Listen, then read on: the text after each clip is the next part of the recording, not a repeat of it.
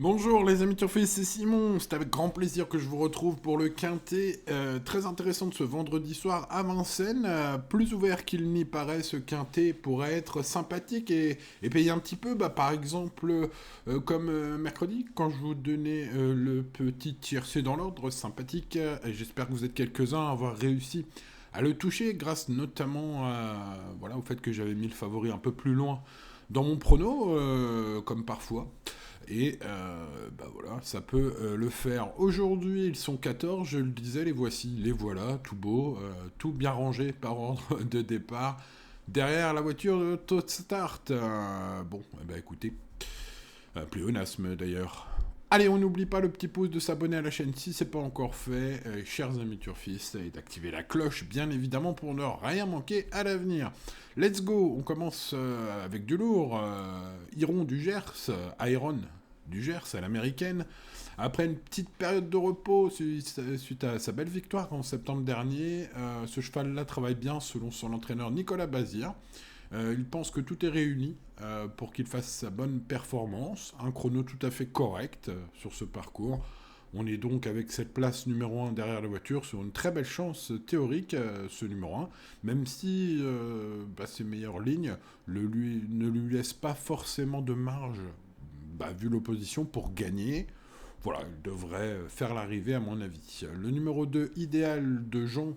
Alors on pourrait faire aussi à l'américaine. Idéal de Jean est un fils d'Unique Love et de Cassiopée de Jean, qui n'a plus beaucoup de marge en termes de gains, c'est vrai, qui a besoin d'une course rythmée d'un bon parcours, c'est vrai, mais en isolant un peu ses performances départ lancé à l'autostart, je trouve que c'est vraiment pas mal, du chrono correct, une place idéale derrière la voiture avec ce numéro 2. Pour moi, il est compétitif pour les places et il sera à très belle cote, ce pourquoi je l'envisage fortement.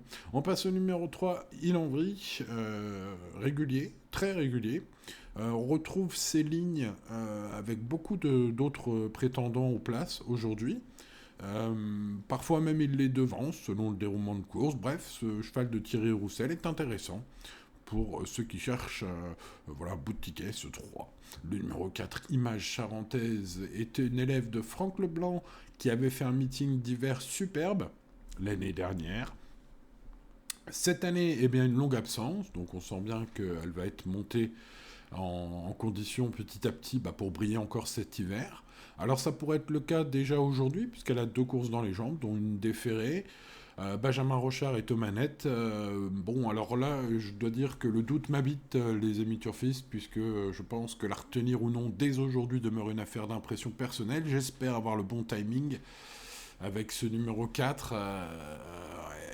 Regret quoi. Allez, on passe au numéro 5, Iliade, qui sera la favorite peut-être à la cote. En tout cas, cette fille de Varennes n'a pas fait dans la dentelle lors de son retour gagnant à la compète, pas plus tard que le mois dernier. Sur le parcours du jour, dans un chrono canon. Bon, aujourd'hui, vu son excellente forme, son super chrono récent, son bon numéro de départ derrière la voiture lanceuse et la présence d'Alexandre Abrivarosulki et la bonne confiance de son entraîneur et sa relative régularité, vous avez bien compté, ça fait bien au moins 6 atouts dans la manche, dans le jeu de ce numéro 5 qui peut tout à fait doubler la mise aujourd'hui. Donc voilà, ce sera mon préféré, c'est le préféré logique aujourd'hui. On passe au numéro 6, Indocile, que je vais rayer. On est ferré, on va faire le petit tour, emoji rouge, sur le site du Trot. Cédric Terry qui informe les journalistes dans le journal Paris Turf que c'est une rentrée tranquille aujourd'hui. Bref, on raye ce numéro 6. En tout cas, moi je raye. On passe au numéro 7, Chemar, avec le patron, JMB aux manettes, la pointure. À mon avis, écoutez, je pense qu'il est bien en forme, malgré son ultime course. Voilà, un cheval qui, jugé sur son avant-dernière sortie, peut remettre les pendules à l'heure. Puis Chemar, dans ce genre de lot, je pense qu'il est encore compétitif. Le 7, on garde. On passe au numéro 8, If You Can, en forme, avec 2 courses dans les jambes désormais. Il avait fait une petite pause cet été, pieds nus. Des bons résultats dans cette configuration. Une place possible.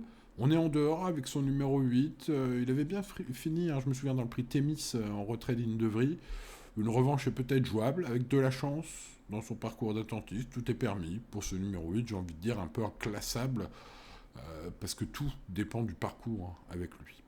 Le numéro 9, Impératrice Vitella, n'a contre elle que de démarrer avec le 9, et puis des chronos peut-être un peu moins bons que d'autres chevaux très en vue aujourd'hui. Une fille de Vitel de Brévol, qui peut bien terminer, viser les places ici. Ce numéro 9 sera rangé dans la catégorie des regrets, des regrets, des regrets. Allez, on passe au numéro 10, Freedom. Freedom, lors de son ultime sortie, c'était à Reims, dans le Grand Prix du Champagne-Gardais, qui n'est pas forcément le meilleur champagne de la région, mais bon, bref.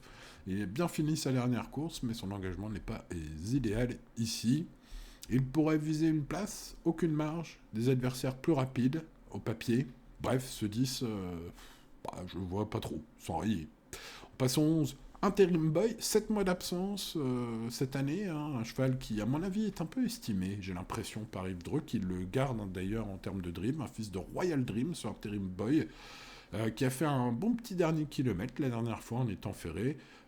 C'était vraiment pas une course visée. Il est cette fois en mode sport pour ce vendredi soir. Il pourrait finir fort en cas de reparcours parce qu'avec le numéro 11, il va falloir que ça se passe bien.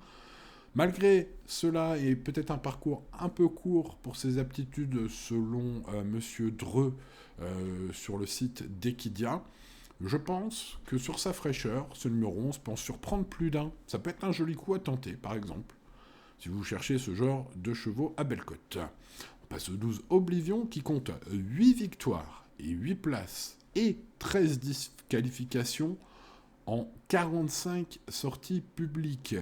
Donc on est clairement sur un cheval qui a beaucoup de qualité, il n'y a pas de problème, mais alors il est disqualifié presque une fois sur 3.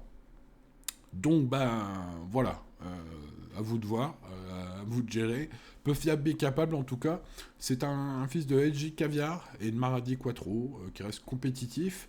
Ces chevaux-là qui ont peu d'engagement, donc ils ont envie de bien faire, quoi. Donc une place est possible en résumé, mais s'il reste sage, quoi. Allez, on passe au 13 chez Luc, que j'aime beaucoup. On est sur un cheval qui vient de bien courir à Anguin. Et l'info des pistes dans les colonnes de Génie Course, c'est que son entraîneur pense qu'à Vincennes, ce sera encore mieux qu'à Anguin. Si tel est le cas, il va faire l'arrivée, celui-là. Il va être à très belle cote. C'est vrai qu'à Anguin, c'était très bien, jugé sur cette incursion donc chez nous et les espoirs de son coach. Bon, j'ai bien envie de tenter chez Lux. Mieux vaut s'en méfier, bien qu'en seconde ligne, évidemment, il faudra que tout se passe bien. Et que son coach ait raison, ce qui n'est pas sûr. Évidemment, la vérité vient toujours de la piste. Mais ce 13 me paraît un joli tocard à tenter. On passe au numéro 14, Colbert VF, qui se retrouve une nouvelle fois en seconde ligne, ce qui complique sa tâche, évidemment. Avec un peu de réussite, une place parmi les 4-5 premiers est possible. Tout sera une question de parcours ce vendredi pour beaucoup, et notamment pour ce cheval qui vient de finir à la botte d'Iliade. Ce 14 a des lignes, donc avec le 5, et donc c'est difficile de faire des choix, ce pourquoi vous le verrez, l'indice de confiance n'est pas forcément très élevé. On pourrait se prendre un Black Friday ce vendredi soir, méfiance, restez raisonnable les amis turfistes. Ma base, logique, le 5, qui peut doubler la mise à mon avis. Je tente un rachat de Shemar, le 7, avec le patron aux manettes, redoutable, ce numéro 7, et très rapide aussi. On est sur deux chevaux qui peuvent sembler être deux bases très intéressantes de jeu. Derrière, je vais essayer de pimenter les rapports, vous savez, c'est très important d'essayer de pimenter les rapports, les amis turfistes, alors tentons des belles cotes avec Idéal de Jean, allez, on va le faire à l'américaine, ce Idéal de Jean qui est un cheval qui a pour habitude de bien courir sur les départs lancés, avec son numéro 2 derrière la voiture, et bien écoutez, pour la gagne, ça me paraît dur, mais pour une place, il va vraiment être à belle cote. De même que le 13 Cheyenne Lux, donc on a vu la confiance de son entourage pour un cheval qui devrait s'adapter encore mieux à Vincennes qu'à Anguin la dernière fois. C'est peut-être une très belle info. En tout cas, vu sa cote, ça pourrait être peut-être un risque à prendre. Donc le 5, le 7, le 2 et le 13. Ensuite, eh bien, je vous le dis, hein, ça va se jouer au parcours pour beaucoup d'entre eux. Le 1 sera très en vue et c'est justifié, même si ces chronos me paraissent peut-être un peu inférieurs au 5 et au 7. C'est un bon favori, on va dire, mais plus pour les places. Le 8, bah, sa position de départ me chafouine un peu. Le 3, lui, est mieux placé. Il pourrait prendre une place de même que le 11, qui, lui, devra compter sur un bon parcours. Des regrets, quelques regrets, vous l'aurez noté au fil de cette étude, et beaucoup de chevaux qui peuvent être 4-5e, dont ce numéro 9, qui est donc le principal regret. Mais on va faire des champs élargis aujourd'hui en termes de tickets. Voilà, les amis turfistes. L'indice de confiance, bah, vous le voyez. Ma sélection, vous avez le temps de la noter. Il ne me reste plus qu'à vous souhaiter bonne chance et à demain pour de nouvelles aventures. Allez, ciao, ciao.